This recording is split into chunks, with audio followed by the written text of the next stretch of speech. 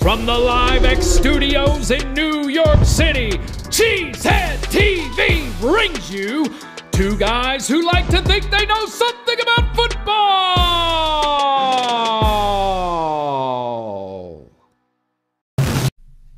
Good evening, everyone, and welcome back to Packer Transplants Live. I am Aaron Nagler, and joining me, as always, is my partner here at Cheesehead TV, Mr. Corey Behnke. I'm coming to you live from the Cheesehead TV podcast studio in Midtown Manhattan. Corey joins us live across the street from Lambeau Field in Green Bay, Wisconsin. We are ready to talk some Packers. What do we have on tap today, Corey? Today, we relish yet another win over the Bears and head into the bye week with renewed hope for an unlikely, however improbably, postseason run. But right now, it's time for the good, the bad, and the ugly. We got the good. We got A.J. Dillon. We got the bad. We got Devondre Campbell.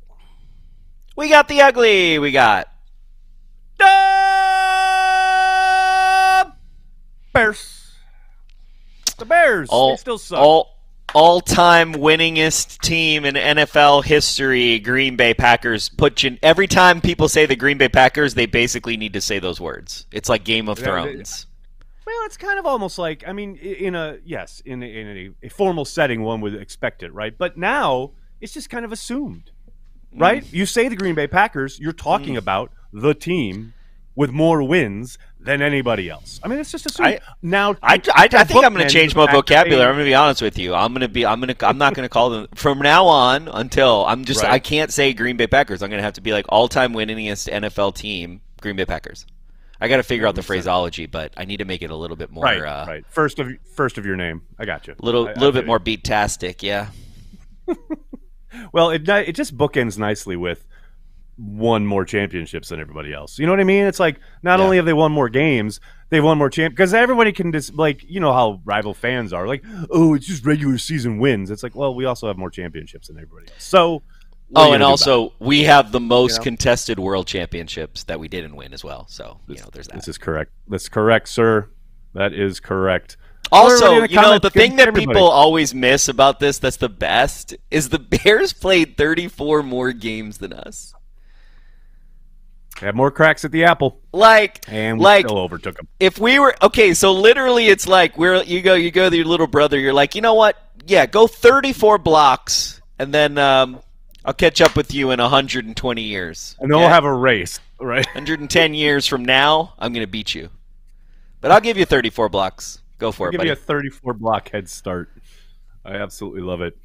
You know what else I love? I love starting this show with the hotness. That's right, ladies and gentlemen, it is time. Let's do it, Nicholas. Time for the hotness.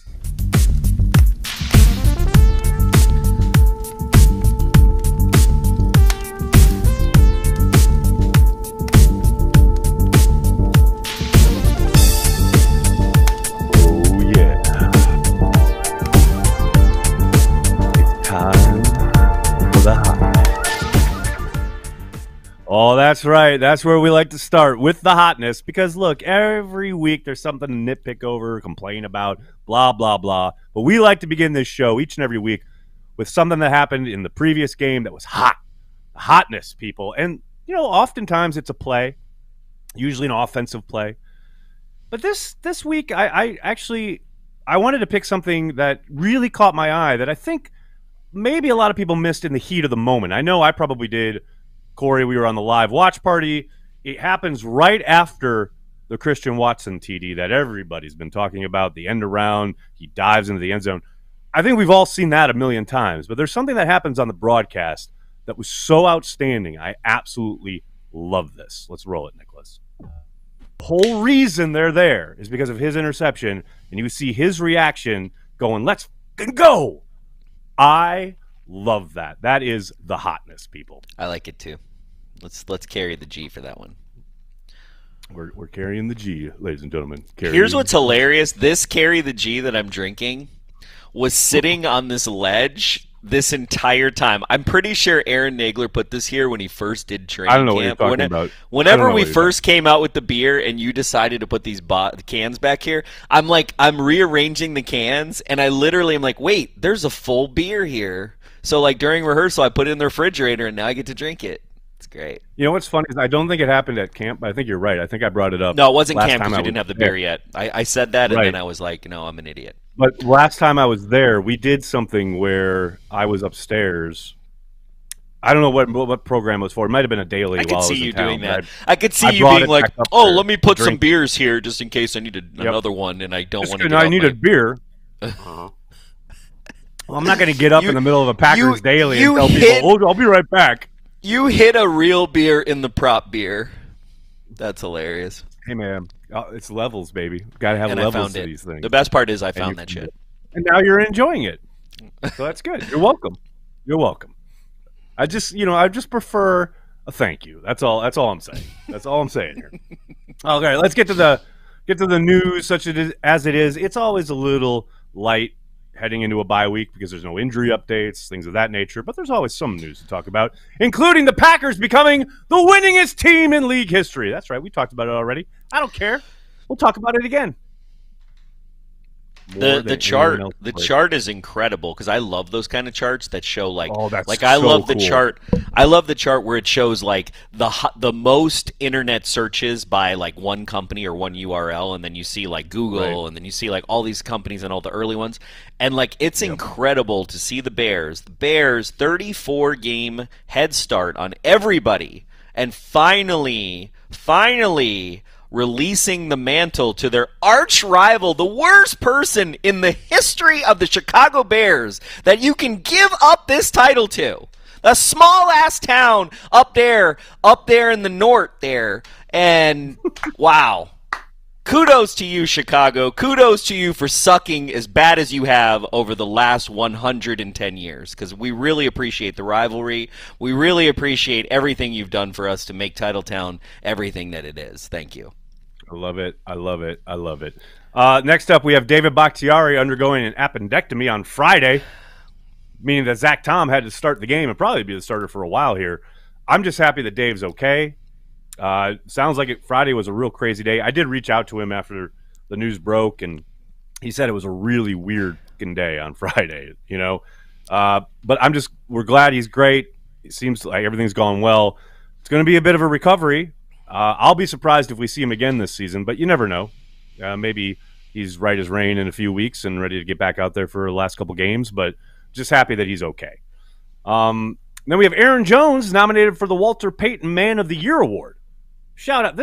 Look, Aaron Jones is the best of us, right? Like, he's just the best of us. Not only is he great at what he does, he's great on the football field, but he's an absolute dude off the field as well. I love Aaron Jones. I love how he carries the G. I love that he's a Green Bay Packer. And I know everyone's nervous about this offseason with the ability for the Packers to retain him. I hope they figure it out because this guy does it on and off the field. Shout out to Aaron Jones. That's all I got to say about that. Couldn't agree more. And then finally, Gutekunst speaks. Says little. Film at 11. Did anyone really think Brian Gutekunst was going to say anything in this press conference? Well, did they ask him anything tough? I missed it, so I'm going to have to live vicariously through his press conference. I don't know. I don't know. I mean, this is the other question. Like, what tough questions are you going to ask? Well, other than the break in the triangle. That's the one question. But no. See, nobody on the beat loves me. They don't even love me. No, I mean, don't. The other thing is you don't even need me to know that that's the question to ask. Like, I mean, I know he's going to give you a vanilla answer. Like, I don't even know how you ask it, but because like what I want to. Well, do you feel that this coaching staff has utilized the talent you handed them at the start of the season? Like, to me, that's the question. And right, because it sure feels like they have. But yes, no, of course not. But it would have been nice to have the question asked. I will say, shout out to Schneidman, who I thought had a very well considered and well asked question regarding Bakhtiari, and the decision on whether to bring him back or let him go prior to having to pay his bonus. I get that. I think that's a legit question.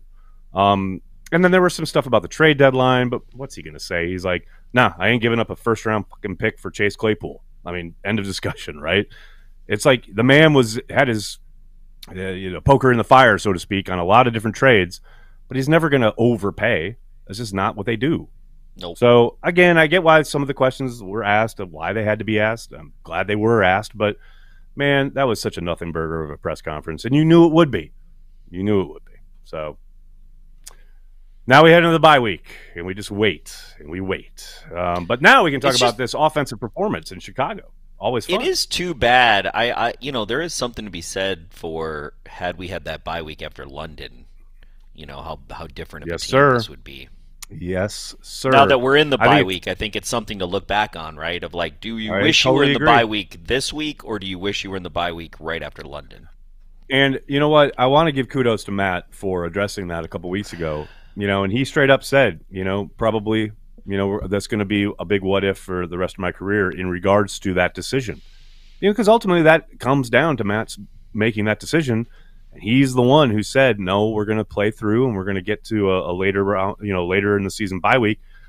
I suspect he's thinking, and probably the organization at that point is thinking, yep, we're going to really need that bye week as we're trying to get healthy and make a push for the playoffs. Well, that kind of backfired on them because we all saw what happened. And then to throw on top of it, Rodgers injuring his thumb in that game in London on the very last play only compounds it. Right, the fact that he got no time off, he's been playing with a busted digit for 5, 6, 7 weeks.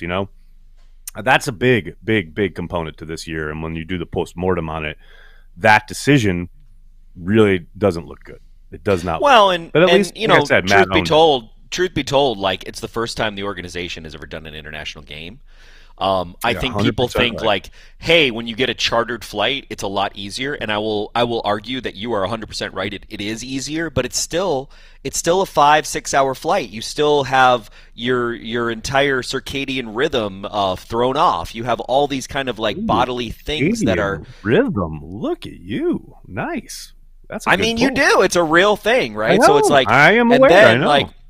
And then you have this basically 12-hour travel period, when you double the 2 periods that you have to deal with. I think, looking forward, I think, if we have an international game, we really got to take that bye after the international game. Like that's just the way it's got to go down, I agree with that, and I think they should also go out earlier in the week. But we've talked about this before. I think the whole approach has to change. Well, the thing is, here's the thing, right? If you take the bye week after international, you go earlier so you get more acclimated, and then you've got all the time in the world to come back, and you've got nothing forcing you. So that gives your guys time to get back into North American time and back into the rhythm of North America. Yep. Totally agree. So we'll see. Again, it's a learning experience. It just sucks that it happened the way it did because, goddamn, that whole weekend was fucking amazing. Right up until they went 3-and-out after that 8-minute drive by the Giants. God damn it, that whole sequence still bugs the shit out of me. All right, I'm back. There was also the 3rd-and-1 where they decided to throw, but yeah, I know. But here we go. Let's look at the offense from Sunday, shall we? Which, by the way, it was rough going there for a while. They barely got to double digits at the end of the first half. They were sitting at 3 points right before halftime, and then finally Rodgers finds Watson for that touchdown. But, man, it was hard to watch at times. But I will say, the offensive line got it done. And that includes a rookie left tackle who didn't know he was the starter until Friday. So, shout out not only to Zach Tom, but shout out to the whole offensive line because there were plenty of plays in that game where Aaron Rodgers had all day in the pocket. Oh, my God. And by his own admission, I think it was after the game where he talked about, I didn't get touched. He wasn't sacked, was barely harassed. The offensive line absolutely stepped up. I know everybody wants to see my notes, so these are my only notes for the game. To see what I contributed. Packer Transplants, offensive line. Wow. There you go. So there you go. That's the high-level analysis you come to Packer Transplants for, people. The funny thing is that Nagler is the one who writes the script, but we're always aligned with usually like anytime I write, we're always I'm like, you had offensive line first, I had offensive line. If it compels you to write it down, it's usually in the script. Yeah. You know what I mean? We arrive there separately, but we see the same thing, no doubt. The disconnect in the triangle wasn't there, but we've been talking about it all season, so you didn't know that was the day that was going to come. No, but I didn't that day, but I talked about it I literally mentioned it on Twitter like weeks earlier. Yeah, like that was something you and I both arrived at. Again, it's like we're in lockstep, no doubt about it. Can we talk about Christian Watson? I think we kind of have to. We're contractually obligated as a Packers podcast to say this kid changes everything. I mean, he changes things on the offensive side of the ball. He changes things for defensive coordinators and how they approach the Green Bay Packers offense. He just changes every equation when it comes to the Green Bay Packers and how they play offense. I mean, I love that they're not force-feeding this kid the ball, and I loved Matt being asked Monday, do you need to get Christian the ball more? And Matt literally snapped back with, yeah, and then it'll go back to Aaron Jones needs to get the ball more. Like, never let it be said that Matt LaFleur doesn't know what the hell is being said on Twitter. Yeah. He knows. He knows. He's well aware. But I mean, truth be told, Aaron Jones should have gotten the ball more in every game this season. By the way, yeah, I agree. But hey, on Friday there isn't a game this season. He's banged up. He's banged up on. No, Sunday, I understand. I understand. But I'm just saying, like, is there a game? I'm going to say no to this question I'm asking though. Is there a game this season where Aaron Jones is healthy, and you feel like he got enough touches? I'm going to say no. There isn't a game this season. Nope. Maybe the Cowboys game. Maybe. Maybe. But that's about it. Still a maybe, though. That's about it. That's about it. How about A.J. Dillon? How about A.J. Dillon trucking fools? How about A.J. Dillon getting in the end zone? And I loved his response to Rock on the Packers.com video when he just said, I just stopped thinking so much. And he said he talked to some of his teammates. He talked to his wife. He talked to, a bunch of people about his play. And these last couple of weeks, he's really just kind of brought it. And he said, I was thinking too much. I was trying to play a perfect game. I love that that's an admission. And I do wonder, I kind of talked about this with Andy on Monday, but I do wonder how much of that permeates throughout the offensive side of the ball. Coming out of camp, you've got a whole new cast of characters, right? Even the guys who have been there for a long time. It's a whole, things are going to be different without Devontae. The whole narrative this summer, this offseason was about how is the Packers offense going to adjust. I do wonder how much was guys just being like, oh, I got to be perfect. I got to get the right adjustment. I got to make the right cut. I got to make the right, you know what I mean? Rather than playing free, playing loose, and just letting it go. You know what I mean? And, people are going to beat up on me, but you got a QB1 who's not necessarily the best leader on the team, making people feel a little bit more comfortable, doing what they need to do. Best leader, I think, is a matter of perspective. I don't think you expect a guy to change his leadership style 17 years into his career, right? True. So, but I hear what you're saying. I will say that though. But as a small business owner, we are expected to pivot immediately. You do, yeah. You have to. So, absolutely. real leaders, they do pivot. By the way, I get you. Let's look at the defense. Let's look at the boys up front, specifically one, and his name is Kenny Clark. It's December. Here comes Kenny Clark. I just love how the moment the calendar flips, so does Kenny's play. And I don't know what's going on with him. I don't know why he was so kind of MIA for the month of November. But it just seems every single fucking year, the calendar hits December, the switch, it happens. Kenny was so active and just absolutely disruptive on Sunday. Look, I'm not talking, he's not J.J. Watt in his prime or anything, but he had a good game. He had a good game on Sunday. And it's the best game he's played in over a month. I don't know what it is, and this always happens. He always hits a lull in his season. Maybe not to the extent that we saw this year, but he does tend to find a stretch where he's not as productive, doesn't really flash as much. And then December hits, and it's on. And I'm telling you, it was on against the Bears. I love it. I hope we see more of it coming out of the bye.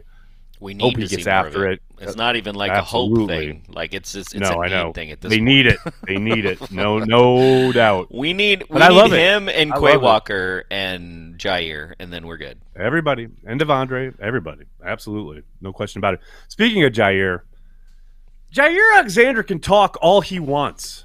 I'm so over people on Twitter being like, oh, he needs to be quiet. He needs to act like he's been there before. He needs to stop chirping. What are you talking about? It's also what this he man. does. This man, exactly, Corey.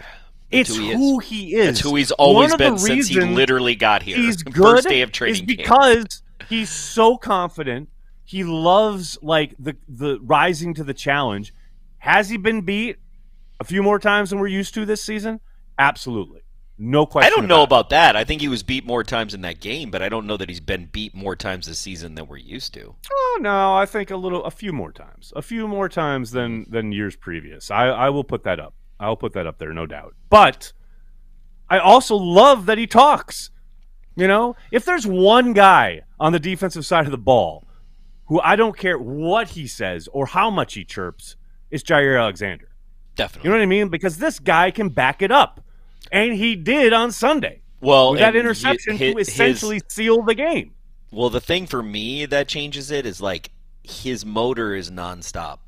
It does not going to matter. Like he's one guy on the defense where we could literally be where the Bears are right now, and he'd still be the same shit. That's the thing. It's not changing the confidence. Nothing. The confidence this kid has, where it's like, I don't care that I just got beat. I'm going to come back this next play and kick your ass. And you have to be that position. You, me, like any mortal, I get beat as bad as he got beat by EQ on that play early in the game, and I am done. I am toast. It's over. Forget about it. Bro, I get in my head if you look at me wrong during watch party, okay? Exactly. You know what I'm saying? Does Aaron hate me? Is Aaron mad at me? Exactly. This is my point. But this guy gets toasted like in front of like 80,000 people and God knows how many more watching on television, and he's just like, all right, I still own you. Let's go. Next play, let's do it. Well, I love that he called EQ a scrub too. That's just like, oh my God. That's some shit I do. That's like not even giving any fucks. But just the fact that, like, you talk about the quintessential cornerback mentality. Like, the game is completely rigged if you're a corner. Like, it is rigged. It is completely set up for you to fail. Like, no, the way the NFL has gone with all the rule changes and everything they've placed to give the offense the advantage, it is completely a rigged game that you are playing. And Jair don't give a fuck. I love it. I love his attitude. So he can talk all he wants. Talk your shit, man. I love it. Finally, on the defensive side of the ball, did Devontae Wyatt park in Joe Barry's spot? Like, what happened? How is this kid not able to get on the field more? Like, does he have, like, compromising pictures or something? Like, did something happen? Like, I'm so confused. Maybe this is a dit. Maybe this is a dit. How do you mean? A disconnect in the triangle. Ooh, I just like, to me, has he been up and down at times? Sure. I mean, he had a pretty rough game against Philadelphia, but it is the best offensive line in the fucking league. So yeah, okay, the rookie kind of struggled there, but he played pretty damn well in Chicago. But he only played 9 snaps. We're sending out Jerron Reed, we're sending out Dean Lowry, and we're still giving up 400 fucking yards a game. Why is Dean Lowry still on our team? I don't understand. Can someone explain this to me? I don't mind Dean Lowry being on the team as a rotational guy. But he's the starting and playing as much as he's playing makes no sense to me, especially in a stretch where you're giving up 400-plus yards every single Sunday. That's what's befuddling to me. If we're going to give up 400 yards, I would rather have the young guy, rookie, out there learning and developing than some has done what he's going to do in the league, Jerron Reed, like just taking snaps. And I think Jerron Reed was a fine signing. I think he's been okay this year, but like, give me the rookie who needs to develop. The only way he's going to get better is if you play him. I'm just over it. I just don't know. Did he spark in Joe Barry's spot? That's the only explanation. Okay, maybe I can offer at this point. Maybe he's not playing him because he's spiteful because he thinks the Packers are going to fire him this year. I don't think that's it. I don't either. I don't think but I think it's funny. I think it would be funny if he but did hey, there are straws to be grasped at here, right? So why not? I mean, because we don't know why. So there's no logical reason. So we got to come up with shit like this. This is my point. Like, I don't know. Like, did he try to sabotage Packers.com? Did he tell Wes that Packers Unscripted was going to be at 4 p.m. and it was actually going to be at 2 p.m.? Like, I don't know. What did this kid do? Who did he upset? I need to know. We need a Packers investigation. Yeah, maybe he's on the enemies list, like CHTV for 1265. Probably. Maybe he's on the 1265. Wait. No chance. No chance. So, we are on a very how in Casino when De Niro's talking to Pesci about you get in that black book and you're done. You're blacklisted for life. And there's only two people in the book, Joe Pesci. We're number one. And Al Capone, we are the only people in that book. Yeah, there's no one else. Yeah, there's no one else. Nobody else blacklisted like we are. No question about it. It's true. All right, let's go. Let's get going, Nicholas.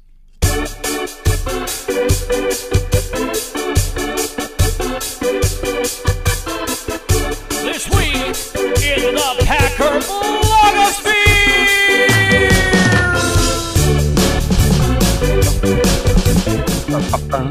That's right. It's This Week in the Packer Blogosphere, the return of that venerable series.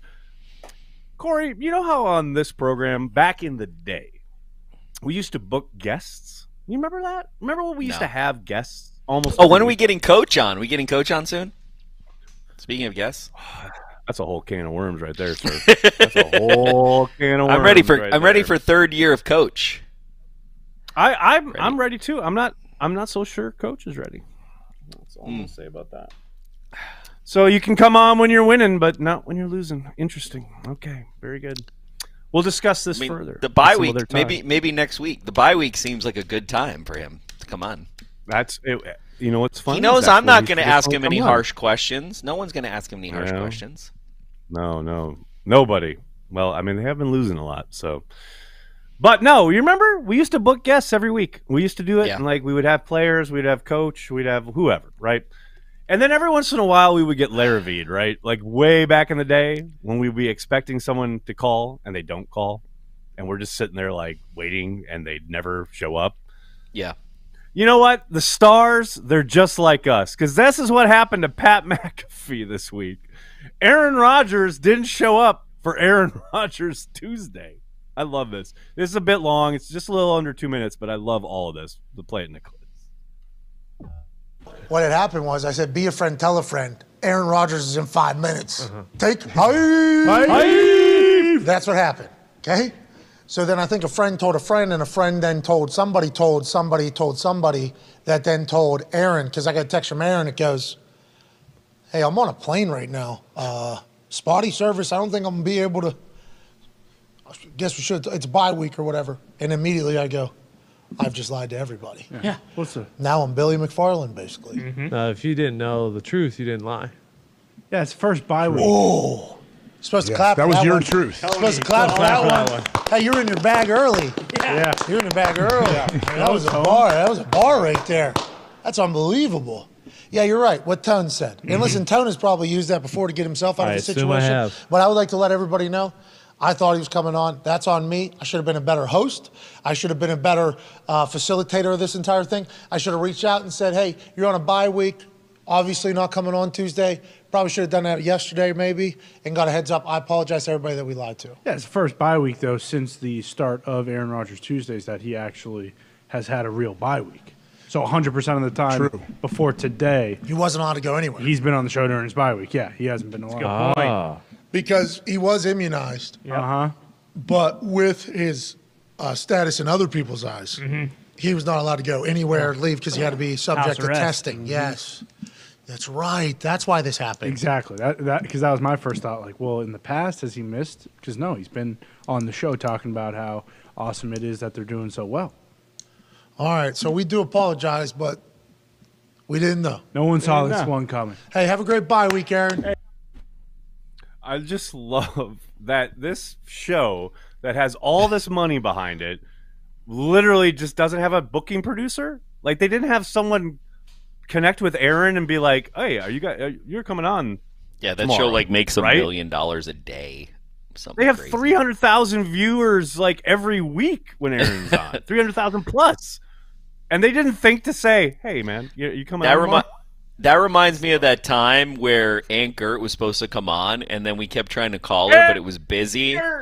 But it was busy, and she doesn't have call waiting because she was on the phone every like I think it was Tuesday or Wednesday. She has her social network bridge call, so basically like everybody gets on the phone and talks to each other on the phone. It's like pre-Zoom social networking.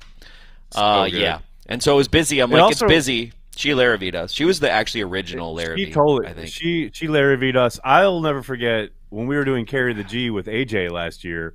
There was a week where we had it all. We did it every Monday, and I came in from Queens to the studio, and we had done sound check, we had done all the checks, we had the people all set up for the panel, and then his agent texted me and was like, "Oh yeah, AJ can't make it tonight."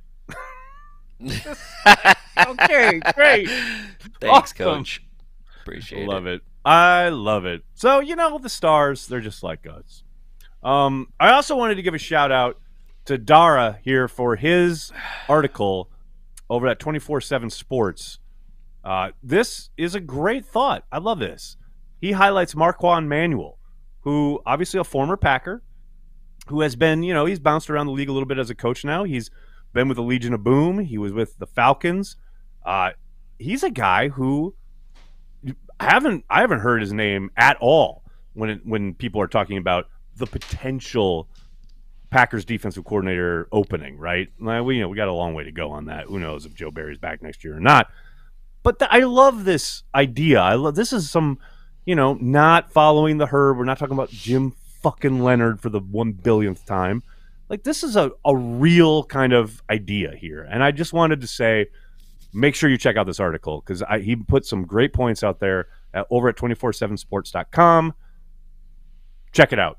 Dara always does good stuff, but this was particularly great. I'm all in on that. I don't see Matt LaFleur firing Joe Barry this year. I just don't see it. I don't either. I'm right there with you, man. Because but you never know. You never know. I know, but from a business standpoint, I'm just going to say this, and I know I probably said this last Packer Transplants because I think we talked about it.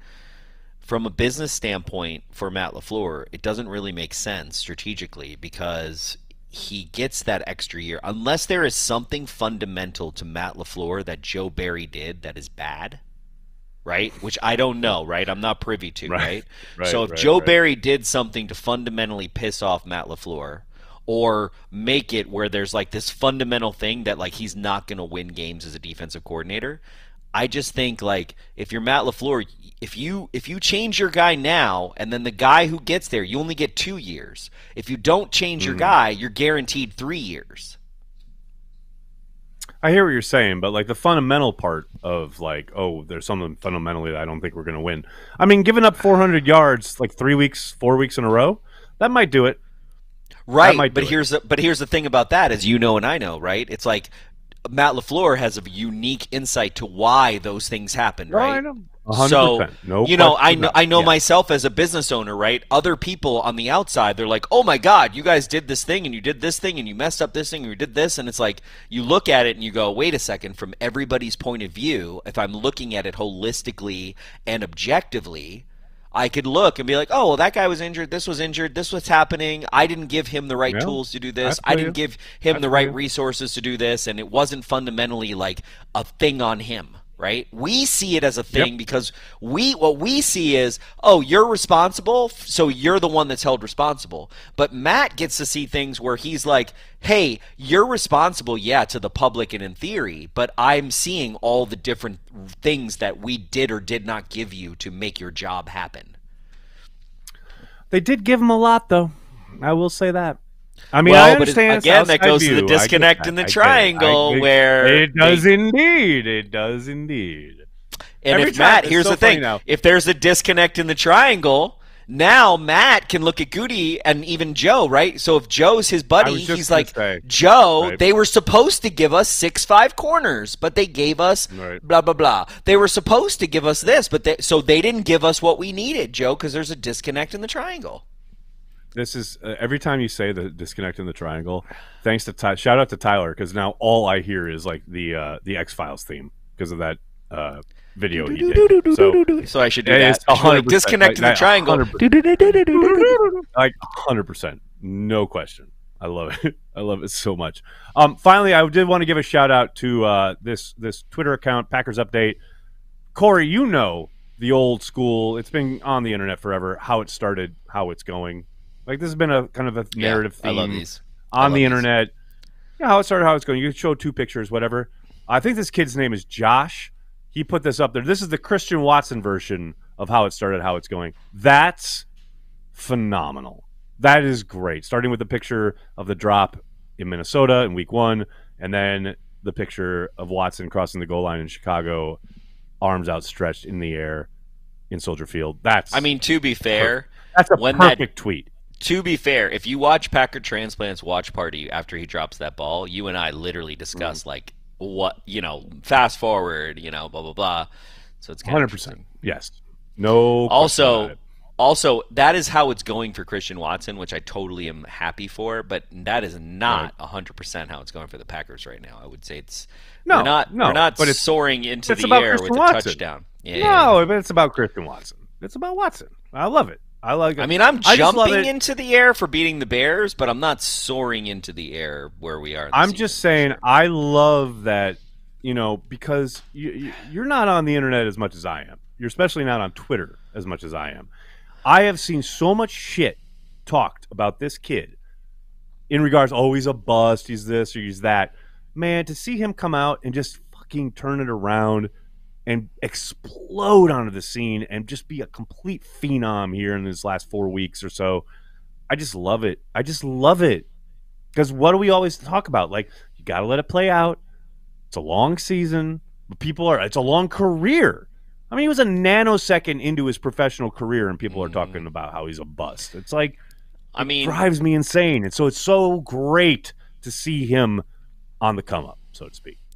I do think it's kind of funny, though, that like the journey that we've taken since pre-camp into where we are right now, where we're just like we've already like succumbed to the fact that we're not going to fuck. Like there's a very, very small chance that we're going to make the playoffs. We've literally gone through that entire journey after making a historic run the last decade of our lives.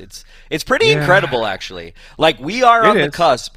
Like, it might not be this year, but we are in the beginning of the end of the beginning for the Green Bay Packers, and hopefully this renewal that we're going into is something to look forward to, because I'm into that. You know what I'm into? YouTube comments and super chats, of which I think we have a few. I got some. We got a super chat. Dave Spoon has been talking on his podcast like it is a foregone conclusion AR is traded. Others on beat are saying he's untradeable. Weird times. Yeah, I've noticed that about Spoon as well. I got to admit, that does kind of surprise me, just because I don't see it. I really don't see it. I think they committed to Aaron for 2 years. They're going to play him another year. Like, I don't get that at all. But hey, Tom's forgotten more about this shit than we'll ever know. I love Spoon. I think he's great. Do I keep open the possibility that Aaron gets traded?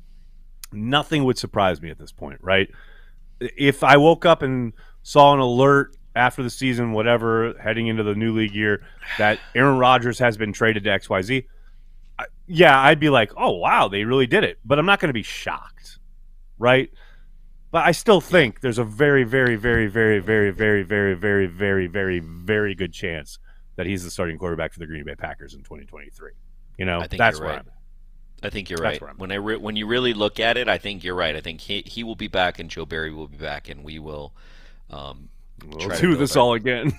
We'll try to build our disconnect. Haley Walasek, I had to shout it out because I love this. Not the QB who skipped OTAs. I love this. Thanks, Haley. Hell, oh, come on. Are we doing the skipping OTAs stuff now? No, but she's responding. To be fair, She's responding to my leadership comment, or lack thereof, with guys when A.J. Dillon's trying to be perfect. And it does go to, if you show up for OTAs, here's one thing that OTAs will do for you, right? Is you will have a chance to talk to the newest players for the Green Bay Packers. That's one thing you can do at OTAs, right? Yeah, I guess. I mean, you can also talk to them on the phone. You can text them. You can FaceTime them. Yeah, but there's an opportunity. There's like, here's a chance for us to all be. Come on, dude. Like last night, we went to a holiday party in Schwabenon, and I hung out with Nicholas, who's producing this feed, and I hung out with my director of remote production, Jeremy, and we hung out and we went to a holiday party at Next VR, which is this awesome like VR arcade in Schwabenon. So shout out to those guys and Creative Edge. And we did something we can't do on Zoom. We just hung out. We watched improv. It was fun. Like, it was cool. So, like... You never do that when you're in New York with me, though. That's interesting. You're hanging out with Jeremy and Nicholas, but we don't hang out. I get it. I don't really like you that much. You don't really like me. There's that. Andrew Ware, thanks for the super chat. I knew that was coming. I set myself. I mean, you set it up, bro. I'm a massive UGA... Tee it up. I'm a massive UGA fan. Open the mailbox to the Walker jersey my wife got me for Christmas, even though we said no gifts because of the new baby. 2%. Never tell me the odds. Let's fucking go. Is it 2% or 4%? No, it's up to 4. Here's the thing. I think it's 4%. I keep seeing it's 4 point whatever if you go by ESPN. But if you go by Football Outsiders, it's up to 11%. Let's go. 11%? That's Get the fuck out of here. That's what I'm talking about. Did you say 11%? 11%. Let's 11%. 11%. Wow. Let's go, people. Wow, that is intense, bro. 11%. That's like better than the S&P 500, bro. Come on. Here we go. Johnny Rivers. Women have been Laraveeing me my entire life. Thanks for the super chat. Thanks for a little bit of TMI, bro. A little bit of TMI. Bucky Boyd, thanks for super chat. Bye week, rest up, carry the G, run the table. Super Bowl. Wow, there Bucky. I like where you're going with that. Bucky got carried away by the 11%. Bucky was he's like, eh. What are the odds that on a plane equals just drank some ayahuasca tea? Oh dear. Oh, it's likely. Johnny Rivers, we ask for Marquand Manuel and we'll get Mark Roman. I just thought that was funny because it's so true. Like, we'll be like, oh, yeah, we're going to get a new defensive coordinator. We got Dom Capers.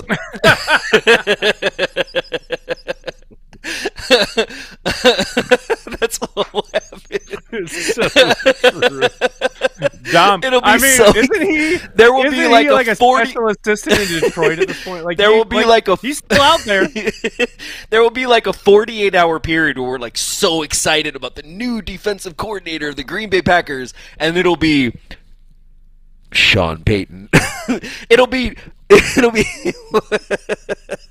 just be like someone we're just like great. It'll be like such a letdown. Johnny Rivers, thanks for super chat. Barry got all the tools. He can't read blueprints. I mean, maybe we'll see. I mean, the idea that he was supposed to run a certain style/scheme comes from the head coach. That's all I'm saying about that. Kevin McConville. Barry won't play Wyatt because 12 sat with him at lunch during training camp instead of Barry, and now he's jealous. That's one Now theory. It all makes sense. See? That's as good as the did he park in his spot theory. I mean, it's got to be something, right? Yeah, something. Ryan Willie, does Rodgers play if they're knocked out by the Rams game? It's up to Rodgers. I suspect he does, yes. It's up to him, though.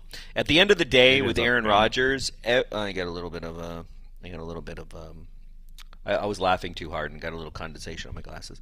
At the end of the day, Aaron Rodgers, I explained this to someone. I've explained this to many people. To many people. When you make more than all of the employees at 1265 combined, not the players combined, but all of the employees of 1265 plus Goody plus Mark plus Matt, you the face. You're it. You decide. That's all I got. That's probably true. Yeah, I mean, it's hard to argue with that. I mean, Uh, the Packers put themselves in this unhealthy position, by the way. They chose it. Am I saying ayahuasca wrong? Somebody said, Aaron says, you're Corey's saying saying ayahuasca sounds like town in northern Wisconsin. You said it absolutely correctly. That's what I thought. Andrew Below. I'm sorry if I fucked up your last name. I didn't wash my foot in the shower just to show myself what 4% was. Hey, I liked that. I saw that chat and I was like, that's good shit. Because it's kind of like, it's appropriate. You know? It's like, what is 4%? What are the odds here? But now we're talking 11%. So I think, basically, I think you have to not wash your foot all the way probably up to your thigh, like one quad. And then I think that's probably like 11%. Amazing. Anyway. That's amazing. Anton Jackson TV. Thanks for the super chat. Did Bill Schrader really run a 4.26 40-yard dash? Was it 4.26? I remember like White Boy was fast, but no. Was it 4.2? No. I don't know, but bro. There's this thing called Google. I can't remember a 4.26. Maybe, but I doubt it. Soaring Eagle, watching you boys from my patio with my dad in SoCal while drinking a Carry the G. Cheers, Soaring Eagle. Appreciate What's you that and your like? dad. Drinking Nagler. a Carry the G outside of Wisconsin? That must be great. What's that like? I don't know. James Corbett. How do I join the Carry the G Club? Nagler? You got to visit youtube.com. Visit the Cheesehead TV channel on the desktop version. Doesn't work on mobile. Only on desktop. And that's not us. That's YouTube being YouTube. Go to the desktop version of YouTube.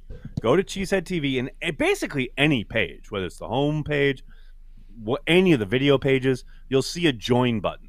Just hit join. It'll ask for $4.99 of your money every month for the next 400 years. Join the Carry the G Club. You get access to, special emojis here in the chat. You get access to our weekly happy hour. And you support Cheesehead TV and everything we do. Not just on the YouTube channel, but the entirety of the brand. And we greatly appreciate it. So that's how you join. That's all I got. I thought that was a nice transition. 4.26 is right, according to our producer. Right. For Billy Schrader. Billy Schrader. Cow. That's crazy. There you go. I mean, he was kind of like the Travis Jervey of wide receivers. Like, he could run really fast straight. But when it came to having to wiggle a little bit. You know what? We should give people a little nugget into the BTS. You brought up Travis Jervey. We learned something, Nagler and I, in our rehearsal, in between our rehearsal and while we were waiting for you fine folks to go live. So here in the sunroom of where I am right now, where we do watch party on home games, I call the did not qualify stairwell. And so it's devoted to teams that did not ever qualify for the playoffs. So more than likely the 2023 Green Bay Packers. But what's pretty incredible is I have 1970, 71, 72, and 73 posters, broadsides. And I was literally like, I'm doing the rehearsal with Nagler, and I'm looking, and I'm like, who's number 6? Because of the way this photo is, he's really number 16. And, I was born in the 70s, but not in 72. I was not born yet. And Nagler and I literally went through together, and we looked through Scott Hunter, who in 1972 actually won the division for the Packers, replaced 73. Bart Starr. 73. Oh, 73. Yeah, he replaced Starr in 72. But, he led him to a division championship. It's crazy.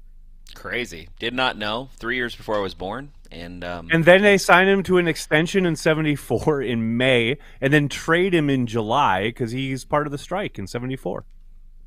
It's nuts. It's nuts. So actually, you might be right. It might be 72. You might be right for the. I can't remember. I think I am. The divisional title was 72. I think you're right there. Yeah. I think I'm right, but I normally am. So Dustin Shuitt with 2 super chats. Dustin, go Pack, go Bears still suck. Pappies, thank you, Dustin. And Dustin, this is the Dustin. Travis Jervey of super chats, deceptively fast. Thanks for the super chat. Appreciate that. I think that's going to be it for us here. I think here Let's we go. give a shout out to our Patreon members. Green Bay Packers. Shout out to our Patreon members. Shout out. You guys are the lifeblood of everything we do, and you've been there like OGs since the start of the pandemic. Really, is when we were like, oh, we should kind of keep meeting and keep hanging out, and that's what Patreon members have done since then. You guys are amazing. Thank you so much for the support. And as we just discussed, someone asking about the Carry the G Club. Carry the G, the club here on YouTube. Thank you so much for the support. Both Patreon members and Carry the G Club members, information about our meetup prior to the Rams game is on the respective pages. It's on the community page there here on YouTube. It's on the Patreon page. Last year's meetup was a lot of fun. Hope to see you all there this year. You got anything else for us, Corey, before we head out? Nope. We'll be back next week, people. We'll be back talking about the game. Yeah. Dude, here's what's crazy. Right. Next week, okay, honestly, I know we didn't say this, but, like, dude, once we get into Wednesday, so Wednesday night, the UWGB women's team plays Madison, okay? So they play. Oh, here we go. They play Madison Wednesday night. Thursday night, my entire family comes for the game for Monday night. Then we do all Christmas holiday parties all through the weekend. Dude, it is going to be crazy. Green Bay, like, the place to be next week is in Green Bay. And not only that, we got Patreon meetup.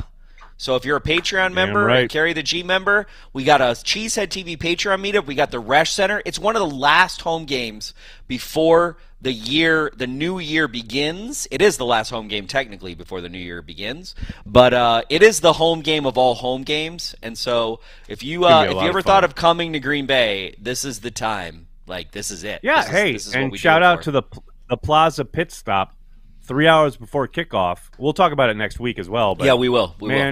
Come on out. The Plaza Pit Stop at the Resch Center 3 hours before kickoff on Monday night. Corey and I both will be there. We'll be drinking some Carry the G. We hope to see everybody. Well, that'll do it for this episode of Packer Transplants. We'd like to thank everyone who makes Cheesehead TV part of their daily Packers routine. We are and will always be devoted to Green Bay Packers fans worldwide.